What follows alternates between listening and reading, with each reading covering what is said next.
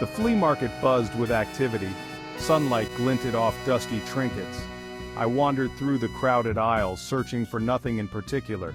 My eyes fell upon a stall tucked away in a dimly lit corner.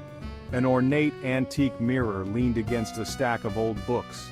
Its frame, carved from dark wood, was intricately detailed with grotesque figures. The glass itself seemed to shimmer even in the dim light. An unnatural pull drew me closer. I felt compelled to touch it, to own it. The stall owner, a wizened old woman with sharp eyes, watched me intently. She named a surprisingly low price. Without hesitation, I handed over the money. I knew I had to have this mirror despite a growing unease. I couldn't explain the sudden obsession. I carefully wrapped the mirror in an old blanket. I carried it back to my car, the weight of the mirror feeling heavier than it should.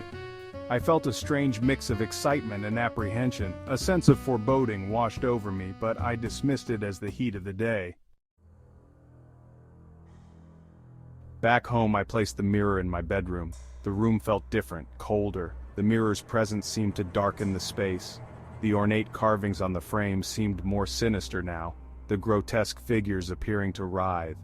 I stood before the mirror, gazing at my reflection. My face looked pale, my eyes wide with a mixture of fascination and fear. The mirror seemed to distort my image slightly, making me look older, more haggard. My cat, Midnight, a sleek black creature, hissed at the mirror. He arched his back, his fur standing on end. He refused to enter the room, staying crouched in the doorway, his yellow eyes fixated on the mirror. A cold draft snaked through the room despite the closed windows. The air grew heavy, making it difficult to breathe. The silence in the room was broken only by the frantic beating of my heart. An unsettling feeling of dread settled over me. Night fell, and the whispers began. Soft, indistinct murmurs seemed to emanate from the mirror. I strained to hear, but the words remained elusive.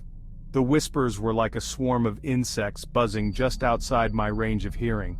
I tried to ignore the whispers, telling myself it was just the wind, but the whispers grew louder, more insistent. They seemed to be calling my name, beckoning me closer to the mirror. Sleep became impossible. Midnight continued to avoid the room. He would sit outside the door, yowling mournfully. His behavior was unnerving. He seemed to sense something I couldn't. The temperature in the room plummeted. I wrapped myself in blankets, but the cold seeped into my bones. The room felt oppressive, suffocating. I began to question my sanity. Midnight's behavior grew increasingly erratic. He paced restlessly outside the bedroom door, scratching at the wood. He would hiss and spit at the closed door, as if something menacing lurked within. One night I awoke to find Midnight perched on my dresser, staring intently at the mirror. His eyes were wide with terror. He let out a low growl, a sound I had never heard him make before. I tried to soothe him, but he recoiled from my touch. He jumped down from the dresser and darted out of the room, his tail puffed out like a bottle brush. He never returned. The whispers intensified, morphing into chilling pronouncements. I could now make out fragmented phrases, ominous warnings about my future.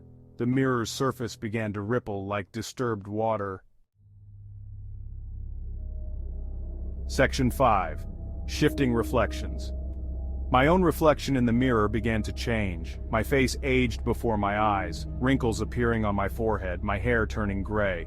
The reflection was no longer my own. It was a distorted, grotesque version of myself. The mirror showed fleeting images of unfamiliar places, a dark, winding corridor, a shadowy figure lurking in the corner of a room, a flash of bright red like blood. The visions were brief, fragmented, but undeniably disturbing. They felt like premonitions, glimpses into a terrifying future. The mirror was no longer just reflecting my present, it was showing me what was to come. Fear gnawed at me, a constant, icy presence in my gut. I tried to cover the mirror with a sheet, but it seemed to repel the fabric. The mirror's pull was too strong. I was trapped in its web of horror. Section 6. A Glimpse of Tomorrow.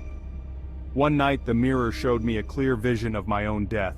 I saw myself slipping on a wet floor, my head striking the edge of the bathtub. The vision was vivid, horrifyingly real. I saw the blood pooling around my head, staining the white porcelain red. My lifeless eyes stared up at the ceiling. The vision ended abruptly, leaving me trembling with terror. I knew then that the mirror was not just showing me the future, it was orchestrating it. The mirror was a conduit to some dark, malevolent force. It was using me as a pawn in its twisted game. The whispers intensified, mocking my fear. They spoke of my impending doom, reveling in my despair. I was trapped, helpless, waiting for the inevitable. Section 7. The Corridor of Fear. The visions became more frequent, more detailed. The dark corridor I had glimpsed earlier appeared again and again. It seemed to stretch endlessly into darkness, lined with doors that appeared to breathe. I felt a compulsion to enter the corridor, a morbid curiosity drawing me in. I knew it was a trap, but I couldn't resist. The mirror's influence was too powerful. The whispers urged me forward, promising answers, offering a glimpse into the unknown. I knew it was a lie, but I was too far gone to care. I was consumed by fear, driven by a desperate need to understand. The temperature in my bedroom dropped to freezing. The air grew thick with a cloying metallic scent. The room felt like a tomb, and I was its willing occupant. Section 8. The Inevitable Reflection. I found myself standing before the mirror, my reflection shimmering and distorting. The reflection no longer resembled me. It was a skeletal figure, its eyes burning with an unholy light. The whispers reached a crescendo, filling my ears with a cacophony of terror. I could feel the mirror's pull, dragging me closer, drawing me into its depths. I tried to turn away, to break free from its grasp, but it was too late. The mirror held me captive, its icy grip tightening around my soul. The vision of my death replayed in my mind, a constant loop of horror. I knew it was coming. I could feel the cold, hard surface of the bathtub beneath my feet. Section 9. A Bloody Premonition. The bathroom floor was wet. I had just finished showering, the steam still clinging to the air. The mirror's premonition flashed before my eyes, a chilling reminder of my impending fate. I reached for a towel, my hand trembling. I knew I should be careful, but a strange sense of fatalism washed over me. It was as if I was being compelled to fulfill the prophecy. The whispers echoed in my ears, urging me forward, sealing my doom. I felt a strange sense of detachment, as if I was watching myself from outside my body. My foot slipped on the wet tile. I reached out to steady myself, but it was too late. I felt myself falling, the world tilting around me. Section 10. The Final Slip. My head struck the edge of the bathtub with a sickening thud. I felt a sharp pain, a blinding flash of white light. The world went black. I lay there, sprawled on the cold tile, blood pooling around my head. My eyes stared up at the ceiling, just as I had seen in the mirror's vision. The whispers faded, replaced by a deafening silence. The mirror's reign of terror was over.